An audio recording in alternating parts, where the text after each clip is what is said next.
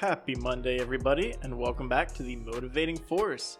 Hope from last week's video you guys have found your way over to the Anchor page, have downloaded your favorite podcasting app, and are currently listening to this episode on that platform. We would really appreciate that. Like I said, we have some big things coming up. It'd be great if you guys did that, got the ball rolling. Since I'm already talking about that, might as well mention our social medias. We are on Facebook and Instagram. Check those links down below. We would appreciate hearing from you guys and being able to interact with you guys across the board. But jumping into our typical Monday video here, I am joined by none other than Josue, an aspiring Marine Corps officer. He's finishing up ROTC and his bachelor's in the criminal justice field. And myself, Justin, a motivational speaker who's always more than excited to share all of our wonderful ideas and topics with you guys. Today, I'm going to be talking about generalizing people and why this is a terrible thing for many different reasons, as I'm sure you guys know. But I do want to get down to the psychological level about it. We're going to be talking about this on ways of how it's going to make you more successful in life, how it can make you more money, how it can make you at peace with yourself and with others, and how it can come to world peace if we stop generalizing people, I believe. Don't worry, not getting too heavy into the hippie side of it, but it goes that far, and I want to talk to you guys all about it today. Okay, real quick, I'm not sure if I heard you correctly. You said stop using generalizations, or you're pro-generalizing people for your advantage? Stop. Okay. Completely stop generalizing people. Gotcha. All right? And here's why. So to start this whole thing off, we already know that there's a huge amount of psychological research that goes into the ideas of things like mob mentality, and even more studies involved with understanding how people think about groups of people. Yeah. And after reviewing a bunch of this information, all this research that's done, there seems to be one common denominator, and it's that the human brain has a hard time conceptualizing groups as human beings, even though that's precisely what they're made out of. Okay, so we're used to seeing a group as one instead of seeing it as multiple. Exactly. Okay. And so what that does is it's going to eliminate the human aspect. So now when you think about it and you eliminate the human aspect, that does honestly a world of harm for you. Yeah. Now you have nothing to reflect off of. You see these groups and you don't think of it as anything that you could reflect from. You don't even view them as human, honestly. Subconsciously you don't. And there's nothing wrong with that. You're not at fault for that. It's just a psychological fact. Yeah, it's like when you think about, this is going to sound very weird, but eating spaghetti, you don't think you're going to eat one singular strand of spaghetti. You're going to eat multiple. And then that's taken away the fact that it's pasta and it's not the group itself. Okay, I see where you're going with that. No? I mean, I could see I'm how thinking that of makes like sense multiple here. things Yeah. in one, and when you think Right. of it, you don't think of it by itself. You think of multiple of that one thing. Yes, and the main point of that would be that one strand of spaghetti inside of the whole thing of spaghetti, the bowl, Yeah. and that one strand being absolutely perfect, but you don't realize it because the spaghetti is the whole plate. Mm-hmm. That's the idea here. Yeah. Or very bad. Or very bad, Yeah. right? Here's the thing that goes along with this, okay? This is the main driving point where we're going to get into the success for you guys. We're going to get into a little bit of the money aspect for you guys and learn why this is such a terrible thing for you and how if you stop doing it, it's just going to bring good things to your life. And I was listening to a podcast the other day, of course, and this is what really sparked life for this video. The guy said something that really stuck out to me. He said, the first million is the hardest, and the second million is inevitable. It's not about making the money. It's all about becoming the type of person who can live up to those expectations. And I know that's actually a little bit of a twist from what we generally hear about the first million, right? Yeah. A lot of millionaires have different things to say about the first million. And this one struck me as really interesting because I know all the time we hear about the character building side of becoming a millionaire. And something we see a lot with character building comes into how we approach other people. And really that's what it all comes down to, right? Money is that transaction for being good in society and helping other people, being productive, right? It should be a no-brainer. So what happens is when we place these groups of people in our mind and we generalize them, it's so much easier than going over every single detail about every single person and then trying to feel like what criteria they fall into. You know what I mean? And with that certain criteria, please bear with me. This is all going to make sense right now, okay? Because this hit me like freaking bigger than the Big Bang Theory itself, all right? The average person remains average because there is no one above them. There is just the rich, or the 1%. Like, what the hell does that even really mean? People are now just some statistical number to you based off the amount of assets they own? How do you go off of that? So you're going to remain average if everything else is just generalized groups. Yeah. But that's something that we've kind of hit on before when we're talking about like tribe mentality and going back to like what human nature inevitably is. And it does kind of feed into how we do group everybody together. Then we just kind of talk to the group as opposed to talking to the individual. Now here we do try to talk to the individual because it's one person usually listening at a time. But you do have to break away from the tribe mentality that's in our, let's say, DNA, right? We're used to seeing things as this group of people's wrong, this group of people's right. This is my tribe, that's your tribe.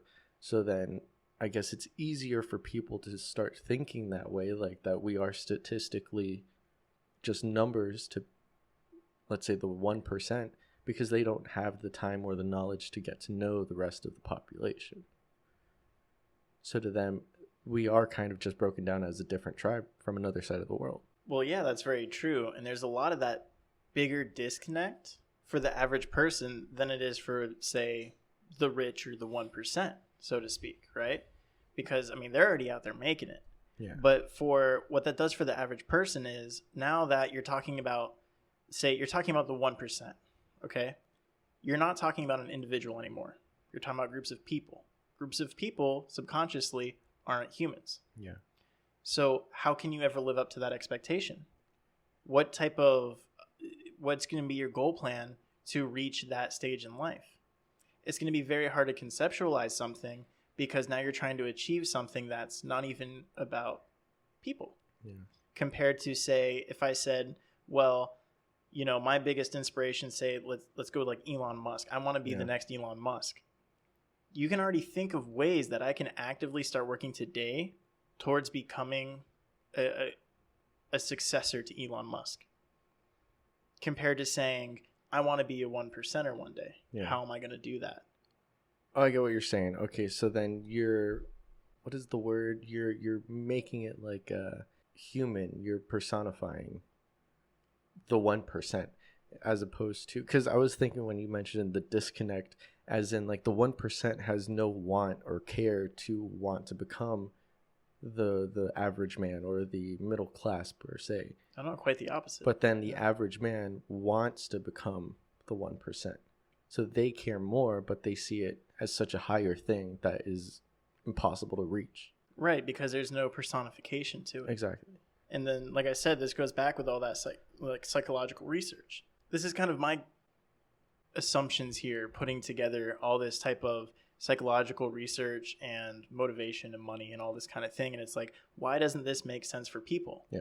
And then taking a step back from that, it made me realize kind of like what we've talked about a number of times on like finding mentors, picking heroes, finding very specific people to look up to, right?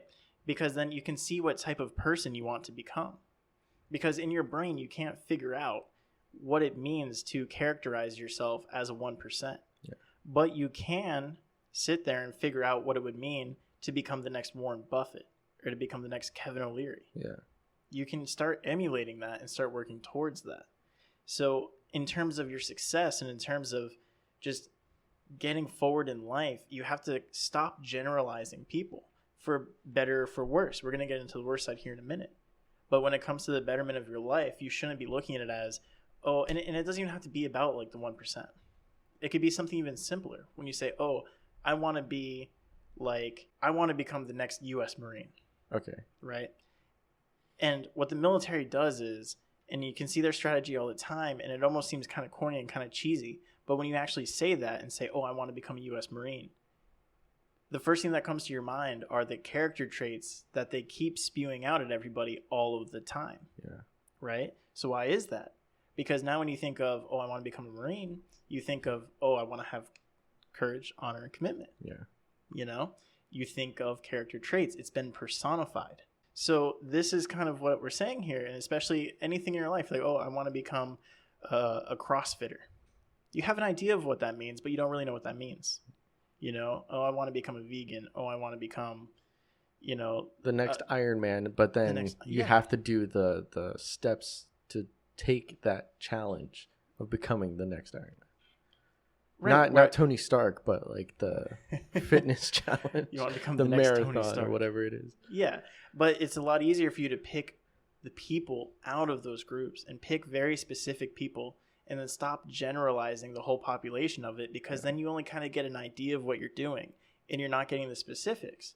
Because when you see that individual, you can see the struggles and the challenges they've gone through. Mm-hmm. You can see the character traits that they have today, what they've developed, how much discipline they have, what their eating regimens are, things like that.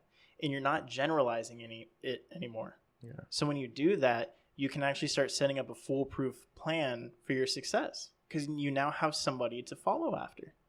Yeah, and now I just kind of wanted to go back a little bit, because you had a question on like, why don't people understand that, or why doesn't the average person understand these things, even though there is so much like psychological research and financial research and all that stuff associated with it.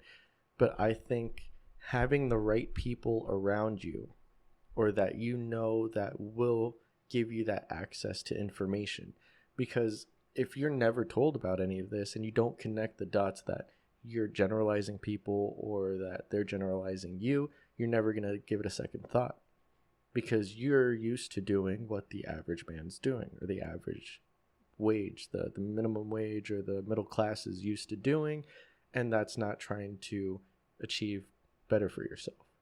So until you have the people around you, like you said, a mentor or just somebody that you can trust that will give you kind of like the knowledge or resources to try to better yourself, you're never going to put two and two together. Because it's going to be so much harder trying to emulate an idea of a group of people than it is trying to emulate a single person. Yeah, and that's why you'll stop trying. Right. You'll just be okay with being comfortable in worrying about what the next check is going to bring, or what you're going to pay with the next check. You can set up kind of like access barriers when it comes to groups, all right? So what can happen is, again, you take away the personification of these things and you say, okay, well, and you can put yourself into groups. We do it all the time, right? You say, oh, well, I'm one of those people who's unmotivated, I'm lazy, I'm this and that, right? Yeah. And then it's harder to break away from that. In the same sense, you can go, oh, well, I'm just the middle class. How do I break out of the middle class and become one of the high class? And then if you think about it and you go, okay, I'm middle class and I want to become part of the 1%. Because it's not a personification thing going on here, you can literally tell yourself and believe within yourself that it's impossible to become the 1%. Yeah, that the gap is too far of a jump to achieve. Right. And then what you don't realize is that every single person who is 1% of the wealthiest people in the world, they're all people just like you. Yeah. Not just like you. Well, everyone has the chance. Because they wake up and they have discipline and, you know. Yeah. They also all have the chance to lose it all and become worse than you, if anything. They do. But that's the thing that I started realizing lately, is that people don't realize that with status, stature, title, all these different things that we give people, they don't realize that they're still just people. Well, I like that you're saying this too, because this just reminded me. I've mentioned before when I was in a band back in high school, right? We used to, or I'm sure a lot of people do, idolize artists or musicians or whatever it is that they're a fan of. They kind of idolize the people behind that art, right? So when I was in that band, I was lucky enough to have the chance to play with the people that I was a fan of. The big bands and rock or whatever the music was, that I was a fan of, and you would see them as like these stars, these people that traveled the world. And then being part of a band that got to play with them, I got to talk to them. I got to sit with them. I got to go on tour buses and like talk to them just sitting on a couch and realize that they are just a person and go, oh, okay, so they took that notch down and personified themselves as in they're not this idol. They're not this star. They're not this like extreme person. It's just another human being. Yeah, he doesn't get tucked away in a box until the next show. Yeah, you know, he goes home to his family and goes home to his drugs if he's a rock star. You get what I'm saying? Yeah, or he does, but either way. But you know, they go every which way. They're people. Yeah, and we seem to kind of shell ourselves out from these different groups because we stop realizing that. Yeah. But that's also one thing that like frustrates me now, because I have had that light bulb moment that I have seen these. I mean, at the time, like people in bands, artists aren't as big as seeing like a celebrity or a pop star, right? Mm-hmm. But to me, once you have that light bulb go off, it goes off for everyone. Elton John's just another person. Yeah. Kanye West is just another person. Kim Kardashian's just another person. Yeah. So then when you see all these other people, I'm going to generalize, flocks of people going out and being all crazy over this one person, it's like you can all be going crazy over one person in your group. The person standing next to you, yourself. You can give yourself that much attention instead of giving it to the celebrity that's just another human being. So far, you have a great understanding of what we're coming at with this now. Yeah, sorry, it got me a little heated. So, no, it's great, though, but hopefully it's conveyed. Hopefully the message is conveyed. Hopefully everybody at home listening right now is getting on board here. They understand what's going on, because now I'm going to get into the next point here, which is going to be the darker side of it, right? And people are going to love this because human nature, right? These people are just another strand of pasta. Yes, they are. And a big bowl of spaghetti. Big bowl of spaghetti with tomato. With tomato, yes. The side note from this, right? And this is where it goes good for our society. Because where this issue is most prevalent is not when it comes to money. This is how it helps you personally achieve your goals, because your goals are not out of your reach. Everybody who's achieved the goals you want is just another person just like you. But from a societal standpoint, it is shit hitting the fan. Easiest way to put it, we see all this fighting going on between the left and the right, the rich and the poor, even say the straight and the gays, police, protesters, BLM, all kinds of different things. People are placing themselves in groups, and nowadays especially these groups are getting more and more extreme in ideology. Antifa, Q. And when you follow these groups, they're not people anymore. They're just things, and then you attach these ideas to these things, and the groups make themselves so extreme over time, you can start to demonize the group because they can push the ideology so extreme in your mind, and you already don't view the whole group in substance as human beings, right? Because now instead of having one person that you're trying to define as, or demonize, being able to tell you what their actual opinion is, you have 1,000 people in that group swaying you left and right and making that stroke wider and wider on their extremism. Right. And you know... right or left, by the way. Yeah, and yeah, because this is across the board. This is when you generalize people. Yeah. And you put them in all these different categories. That's why I genuinely hate like the labeling system of like, oh, are you a Republican or Democrat? Or, oh, well, you said this, so you must like Trump. Or, well, if you like Trump, you must like this. And it's like, why though, right? What ties those things together? And it's your perception of these groups, these generalizations that you have for people. And speaking of extremism, sorry. I'm just going to cut in real quick. Speaking of liking one thing and assuming you're a bad guy, comedian Chris Stefano mentioned this a couple weeks ago, and he's right. I believe he's right with all my heart, right? So back when 9/11 occurred, right? If you lived in New York or anywhere in the U.S., really, if you didn't have an American flag outside of your house flowing in the wind, you were a terrorist because you didn't support America after we were hit the hardest. Correct. Now, after Trump, if you have a flag, if you put one on your Jeep, if you throw one on your shirt. If you have one outside your house, now you're labeled as a terrorist because you have a flag. You support Donald Trump. And if you support Donald Trump, you're a terrorist because you're anti-American. But how the tables have turned. You see it like swaying one thing because you're trying to associate and group people in with this ideology of another group. Makes no sense. Right. Because America alone has just swayed in what we're socially accepting nowadays, from just the idea of the national flag, right here, this guy. Oh, I was waiting for my turn on the camera so I could go like this real quick, But it's like 20 years ago, yeah. This was 100% American, and now it's like if we're the Taliban. Yeah. And it's true because of that extremism, the generalization, that type of separation that we have in our society today, and a lot of it being methodically executed to make us believe those things, right? And what we're not seeing is that it's a very small percentage of people who are going to take it to that far of an extreme. They yell the loudest. Well, that's why they call it like the silent majority, right? The majority of people are decent, great human beings, but because we generalize, as soon as you say something like being a Democrat or being a Republican, we have those ties with the extreme sides that come from a handful of people in that group. And now every single person, rational or not, is automatically extreme. Yeah. This is why we need to stop generalizing people. And the rest of what I have to say about that is that we are not seeking our answers to these debates from a human perspective because we're taking it so far away from a human element. We're just taking it to these ideologies, these generalizations. It's kind of like we want to eliminate the left or the right, depending on which side you're on, because their opinions are so different than ours. And none of us really have this deep incentive to find out from each individual who we're talking to, who we're having conversations with about these things. We're not trying to find out what life experiences they've had to lead them to make that type of judgment. Yeah. Doesn't that sound so much more rational?